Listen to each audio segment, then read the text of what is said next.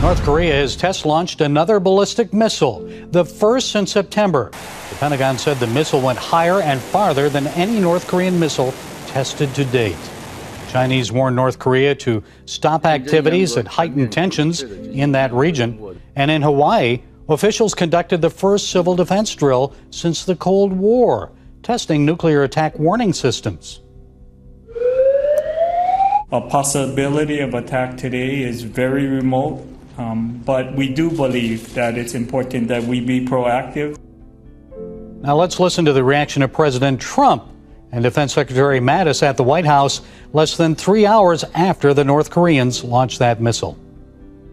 A missile was launched a little while ago from North Korea. I will only tell you that we will take care of it.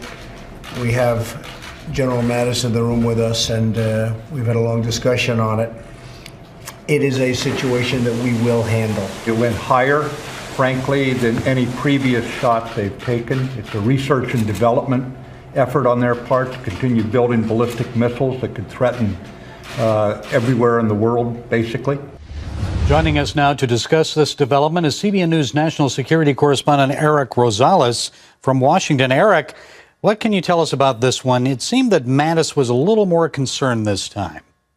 Oh, he certainly was concerned. You know, he actually said that this was a major threat, not only a major advancement for North Korea, but also a major threat not only to the United States, but the entire region in the Korean Peninsula and the world for that fact, because, you know, having North Korea as being able to do these ICBM missiles and be able to launch these things, this is very dangerous.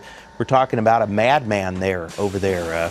You know, this missile went 2,800 miles into the air. That's 10 times higher than the International Space Station, and it lasted for about 45 to 50 minutes in the air. So, you know, if all they needed to do was just change the trajectory, and it could have hit right here in Washington, D.C. on the east coast of the continental U.S. Now, I know when the Pentagon announced it, you rushed right over there. What did they say about the reason that Kim Jong-un launched the missile this time? Well, they're saying that it actually has to do with just research, you know, research and development. With every single missile launch, he is learning more about missiles and things like that. As of right now, it takes 3 stages for a missile launch. You have the initial booster, the takeoff, and then you have the mid-flight, and then you have the re-entry. And he seemed to be able to master the booster and the mid-flight, and now he's working on the re-entry. You know, part of the missile actually did disintegrate as it hit the atmosphere back into the Earth's atmosphere, and that is good news for the United States.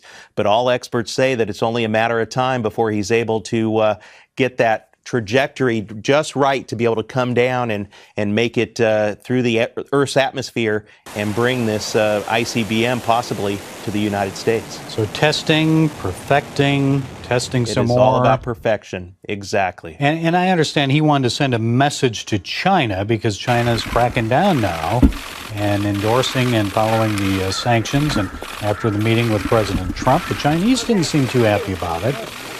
Basically saying he's causing the whole Korean peninsula to be unstable. Well, the whole thing about this, Gary, is it's interesting. You know, he has to be getting this technology from somewhere. No way can he actually be doing this from a country, a rogue country that is starving as much as it is. You know, I know that he's taking as much money as he can away from his people, from the mouths of his people, and putting it towards this missile defense program, but at the same time, he has to be getting the technology help either from Iran or from Russia or even from China, maybe underground type of thing.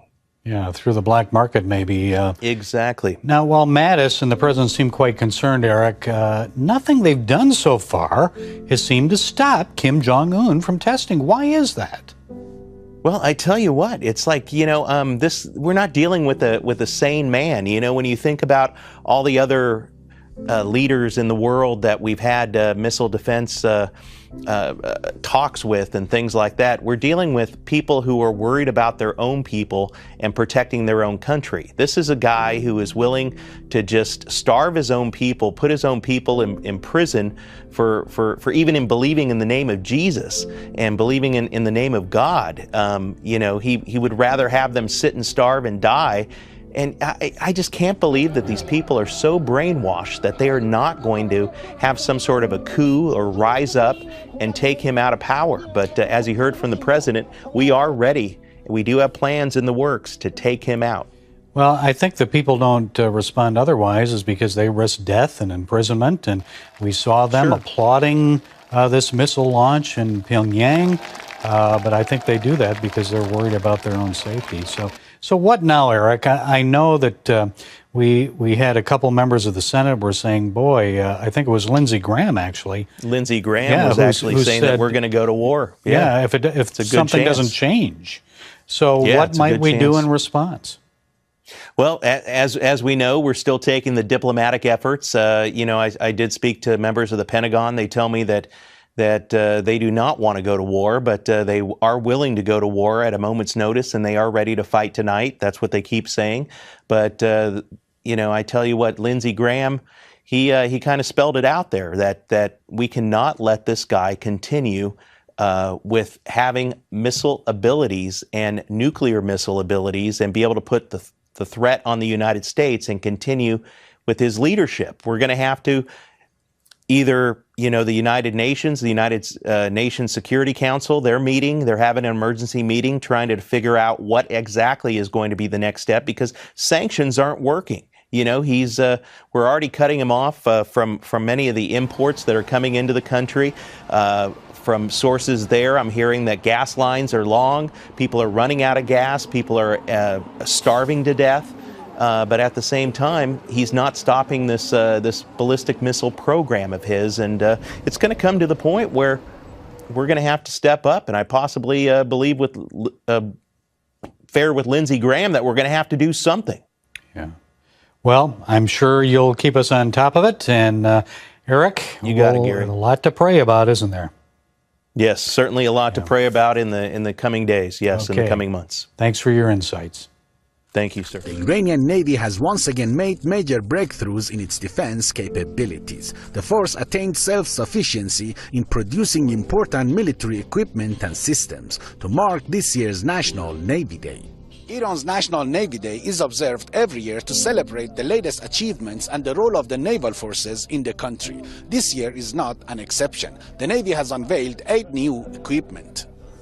The military equipment, which were unveiled Wednesday in the presence of Navy Commander Rear Admiral Hossein Khanzadi, included a training warship, decoy boats to evade enemy radars and missiles, torpedo engine test systems and fuel, a project for the enhancement of the Sea Shield radar system, which integrates various radars, as well as the manufacturing of nanomaterials to coat ships and prevent thrust, plus lightweight anti-submarine torpedoes and missiles. The Iranian Navy always goes for a state-of-the-art technology and equipment. To this end, we keep the region under our radar and upgrade our defense capabilities and systems as we see fit. We unveiled some new equipment today, but for security reasons, we could not unveil everything.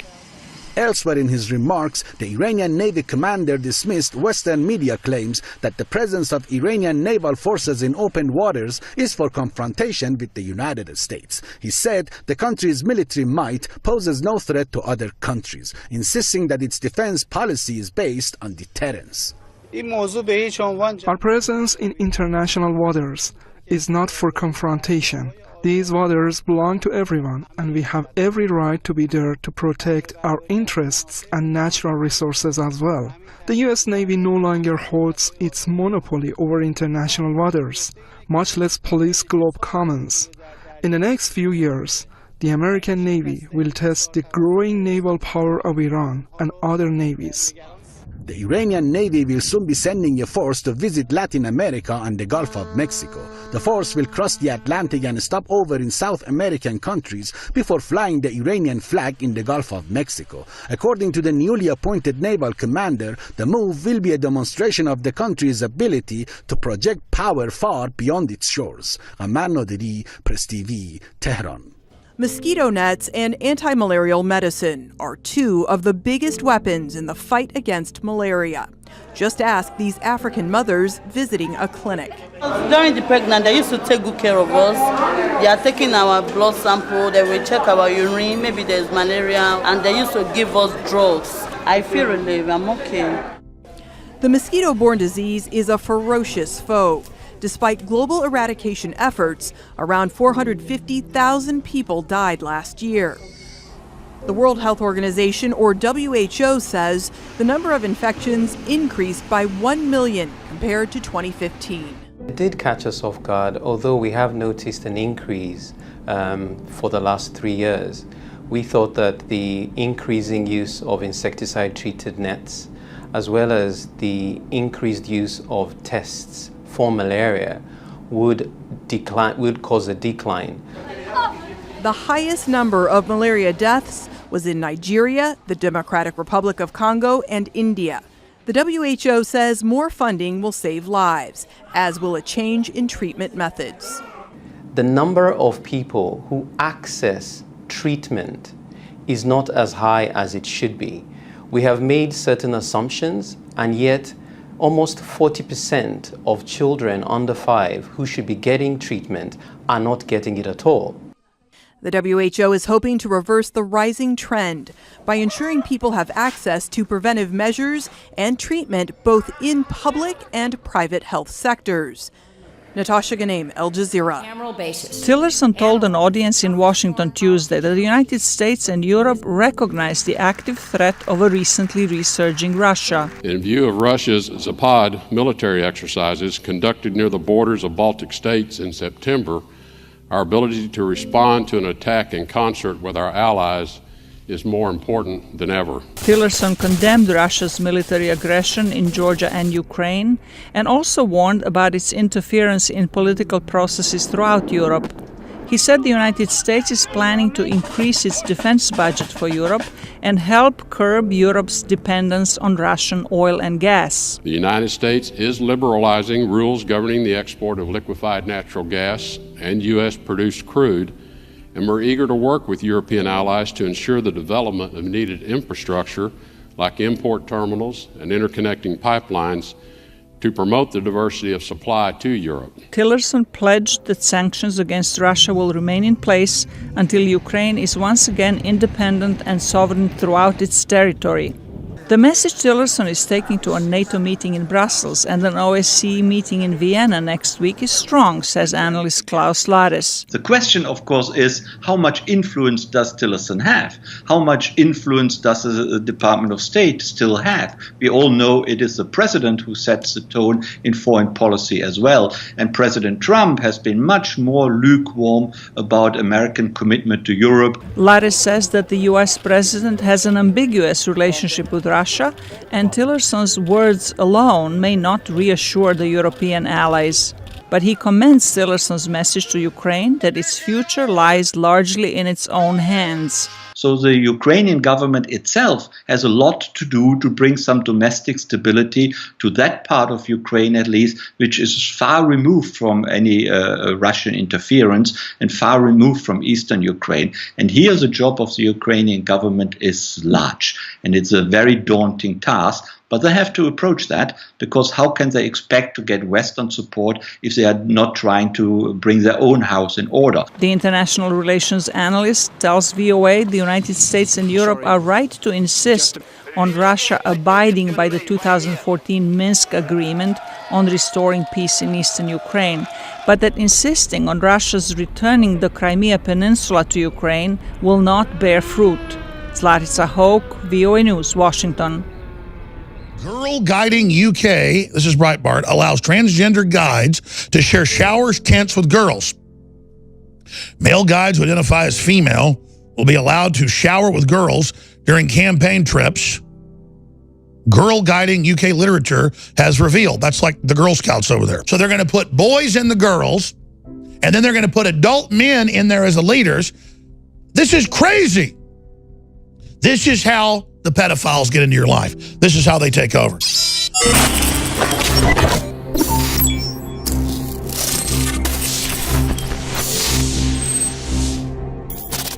Coming up, ladies and gentlemen, at the bottom of the next hour, 1 hour from now, we're going to expose shocking behavior by Disney Corporation targeting infants for sexualization and targeting toddlers for gender confusion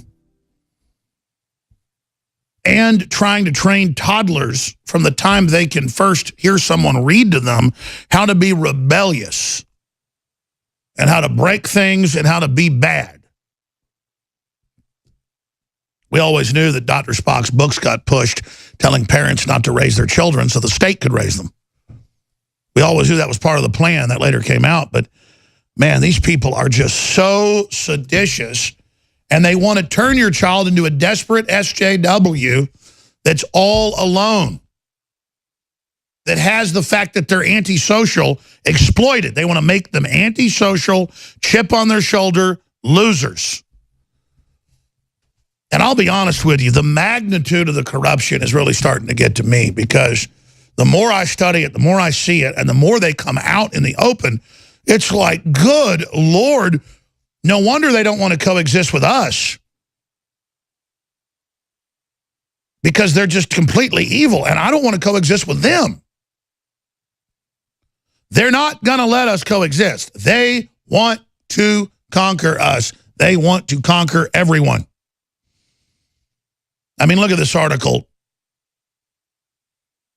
Girl Guiding UK allows transgender guides to share showers, tents with girls.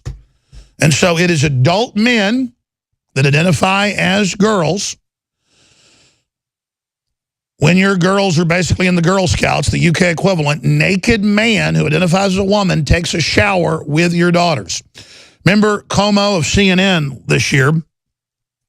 It was pointed out that they now want in the Girl Scouts of America to have adult men shower with the girls that identify as women. And Como said, if your parents have taught you that it's wrong if you're a 12-year-old girl to see a man's genitals in a shower, that's bigoted, and you ought to be ashamed of yourself. That's a tweet. And when you pull back from this and you realize it, see, now they can say, oh, I identify as a child. Or maybe your child identifies as an adult, so they can have sex with an adult. That's where this all goes. There it is. CNN's Chris Como wants tolerance of naked men in women's restrooms. Because a parent complained and said, you know, naked men in the showers. And he said, I wonder if she's the problem or overprotective and intolerant dad. Teach tolerance. So if at the local pool, a man goes into the showers, the police are called, he gets arrested. If he's in there, you know, on purpose.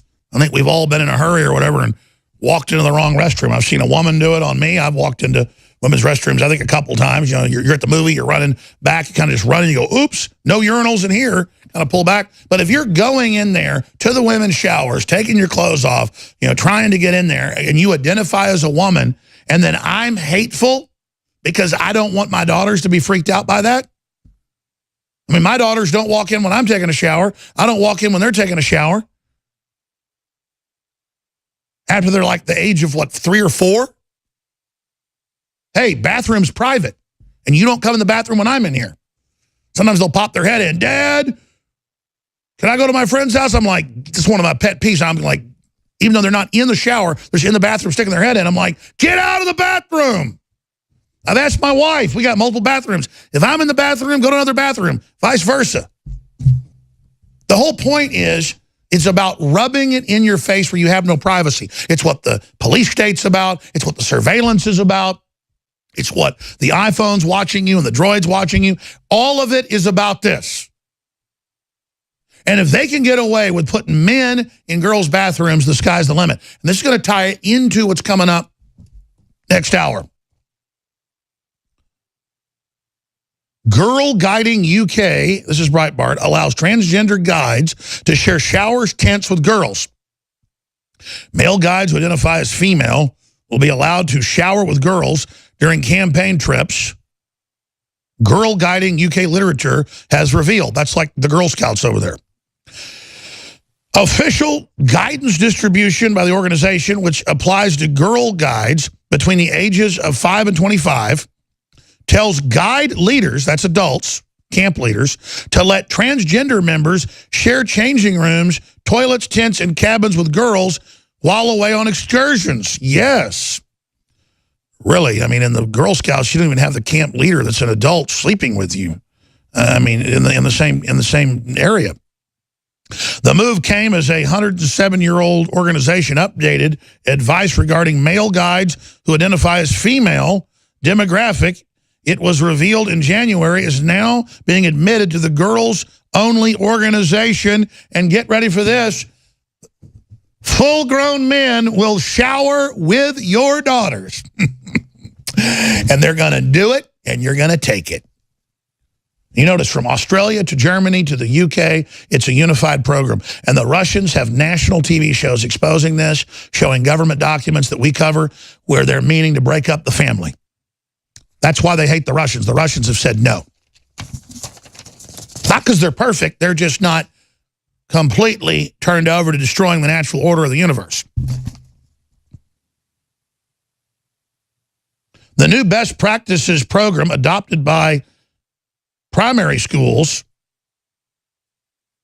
will inject LBGT lifestyle into every part of life. Members are entitled to use the facilities of the gender that they self-identify as, adds the organization, which confirmed they asked the male on Sunday. This includes showers, toilets, and changing rooms. Full-grown men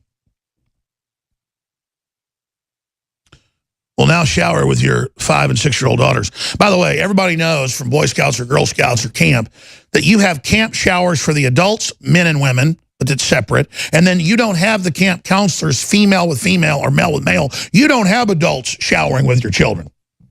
Camps don't do that because that would be seen as leading towards pedophilia and letting predators have access.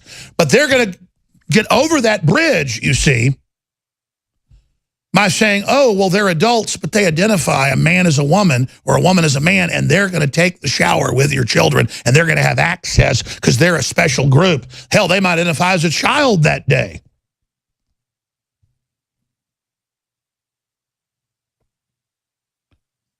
Earlier this year, Girl Guiding Chief Executive Julie Bentley stated that the move to allow male children to join as guides follows rules set in the Equality Act 2010, which makes clear organizations proving single-gender services should treat people according to their acquired gender. So they're going to put boys in the girls, and then they're going to put adult men in there as the leaders. This is crazy. This is how the pedophiles get into your life. This is how they take over. Now I'm going to come back with Keith Olbermann claiming he's quitting because he's had victory over Trump, all part of the new hoax. And we've got so much more. We've got Macron confronting a Islamic invader. She's bitching and complaining. He says, what's your problem? It's not that he's a good guy. He understands the world is awake to what's happening. He has to pose as a patriot or he's going to get removed from office like Merkel is about to be. So the worm is turning. We are winning. Olbermann and the globalists are losing. Briefly. We have Cyber Monday. It was a big success. Thank you. That helps us fund our operation.